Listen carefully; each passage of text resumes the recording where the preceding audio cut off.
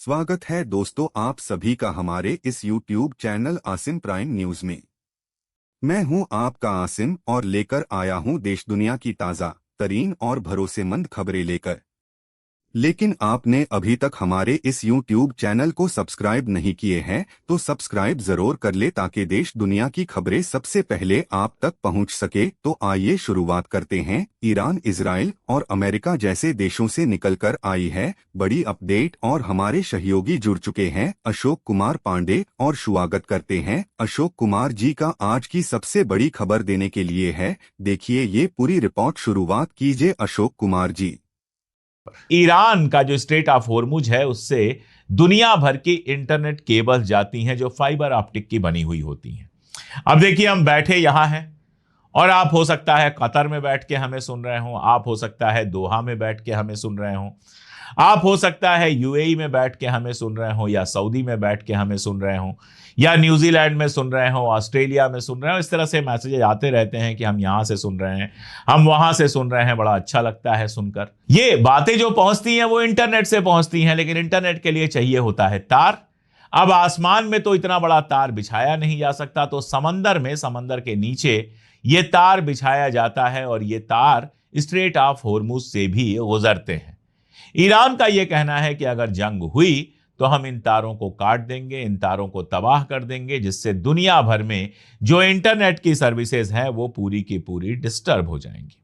अब अगर ये केबल्स कटती हैं तो ये समझिए बहुत सारे टीवी चैनल, बहुत सारी चीजें, अमेजन जैसे बाजार और भी बहुत कुछ चीजें हमेशा हमेशा के लिए डिस्टर्ब हो जाएंगी। उनको दोबारा बनाने में महीनों महीनों का वक्त लग सकता है। तो ईरान का बहुत साफ कहना है कि आप हमें डिस्टर्ब करेंगे, आप हमारे ऊपर इकोनॉमिक सैंक्शन लगाएंगे तो ठीक है, हम आपकी इकॉनमी को तबाह करेंगे। एक तरफ तेल की प्राइस बढ़ेगी, दूसरी तरफ गल्फ के अंदर आपका सामान नहीं आएगा, और तीसरी तरफ हम इंटरनेट केबल्स काट देंगे जिससे आपका बिजनेस ठप हो जाएगा। जहां तक इकोनॉमिक सैंक्शन का मामला है, एक जरूरी बयान आया है। ईरान में जो एक एनवाय रहे हैं, अमेरिका के राजदूत रहे हैं रॉबर्ट मॉली, उन्होंने कहा कि ये जो इकोनॉमिक डूम डे ट्रंप घोषित कर रहा है कि और ज्यादा हम सैंक्शन लगा देंगे, इससे कुछ नहीं होने वाला है, बल्कि एक ईरान के ऊपर और सैंक्शन लगाना या इकोनॉमिक प्रेशर जो पैदा करना है वो एक नाकाम टैक्टिस हो सकती है, उससे और ज्यादा नुकसान हो सकता है। उन्होंने एक्स पर एक ट्वीट किया और लिखा कि अगर इकोनॉमिक दबाव काम नहीं कर रहा है, अगर इकोनॉमिक प्रेशर पहले से काम नहीं कर रहा है, तो और ज्यादा बढ़ा देने पे काम करने लगेगा। ये बेवकूफी के अलावा और कुछ नहीं है। और उन्होंने दो चीजें और लिखी हैं। पहली ये कि ईरान की जो लीडरशिप है वो किसी भी हालत में हथियार नहीं डालेगी, और दूसरी बात कि इसका नुकसान, सबसे ज्यादा नुकसान जाहिर तौर पर ईरान की आम जनता को उठाना पड़ेगा। लेकिन वो ये लिखना भूल गए हैं कि ईरान की जनता को जो नुकसान होगा उसमें भागीदारी और साझेदारी अमेरिका की जनता को भी करनी पड़ेगी, और जो गल्फ नेशंस हैं उनकी आवाम को भी उसमें हिस्सेदारी करनी पड़ेगी। उनको भी दुनिया भर की मुश्किलात उठानी पड़ेंगी। जैसे जैसे तेल का प्राइस बढ़ेगा वैसे वैसे अमेरिका में प्रॉब्लम बढ़ेगी, ये तो हम जानते हैं। लेकिन स्ट्रेट ऑफ होर्मुज जितने दिनों तक बंद रहेगा, इकॉनमी डिस्टर्ब इसलिए होगी क्योंकि जहाज ना आ पाएंगे, ना जा पाएंगे, और गल्फ को जरूरी है कि वो अपना तेल दुनिया के मार्केट में बेचता रहे जिससे पैसा आए, और साथ में दुनिया भर से पीने के पानी से लेकर और भी बहुत सारी खाने की चीजें, सब्जियां, मीट, ये सारा कुछ आता रहे ताकि उनकी दाल रोटी चलती रहे। उनके लिए भी यह दिक्कत है कि अपने खाने की चीजें खुद पैदा नहीं करते।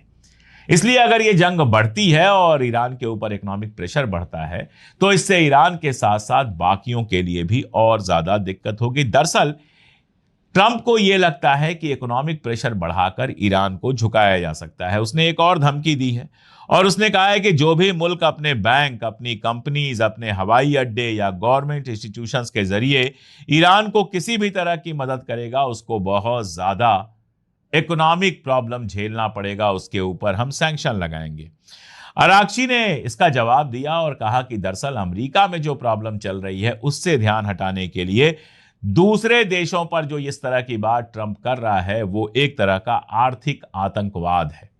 यह अपने आप में टेररिज्म है, इकोनॉमिक टेररिज्म है, जिसमें आप इकोनॉमिक तरीके ऐसे अपनाते हैं जिससे देशों को तबाह और बर्बाद किया जाए। इसके अलावा यह सोच रहा है ट्रंप, लगातार यह सोच रहा है कि यूएई की हेल्प लेकर ईरान के ऊपर प्रेशर बनाया जा सकता है। आपको याद होगा यूएई के ऊपर 3 मिसाइलें गिरी थी, 2 मिसाइलें गिरी थी बेसिकली।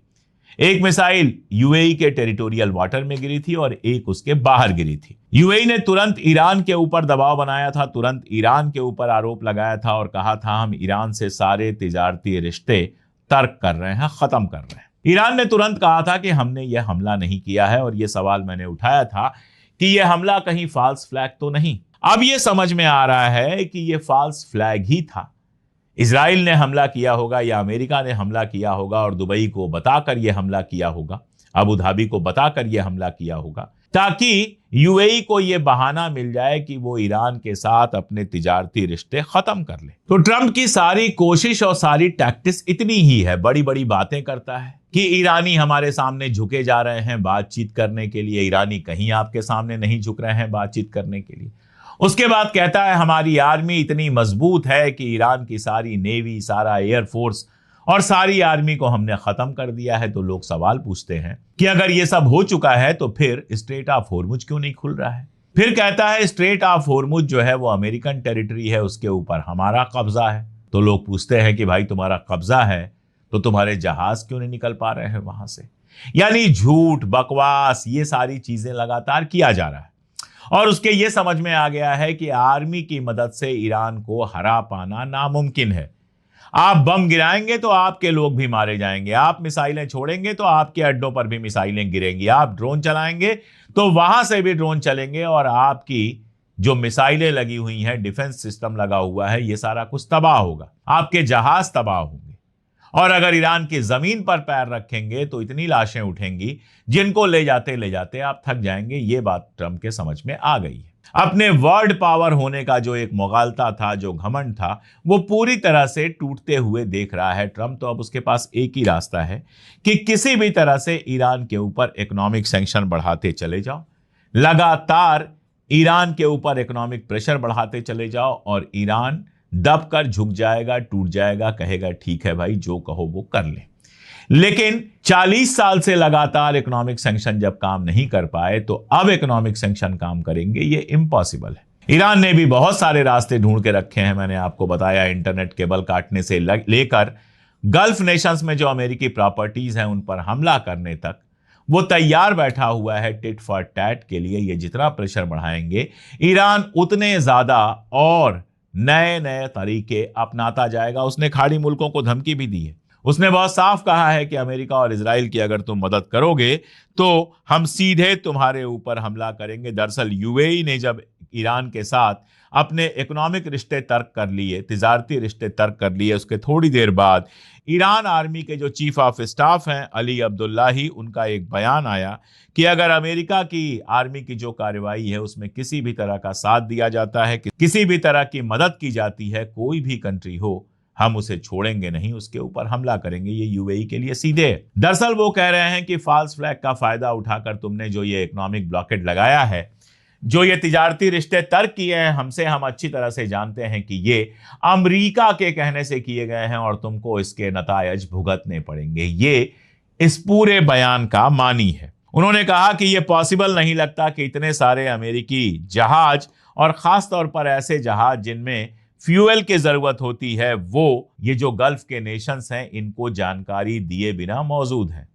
कहने का मतलब ये कि अगर उनको फ्यूल भरवाना है तो जाहिर है कि यूएई या सऊदी या इस तरह के जितने भी, कुवैत, बहरीन, इस तरह के जो गल्फ नेशंस हैं, इन्हीं के यहां से अमेरिका फ्यूल भरवा रहा है। तो जाहिर है कि आप इस तरह से अमेरिका की मदद कर रहे हो और हम आपके ऊपर हमला करेंगे अगर आप ईरान की मदद करते रहोगे। तो सारा मामला बेहद उलझा हुआ है। ईरान को झुकाने की हर तरह की कोशिशें नाकामयाब हो रही हैं और ट्रंप के समझ में यह नहीं आ रहा है कि आगे वो क्या करे।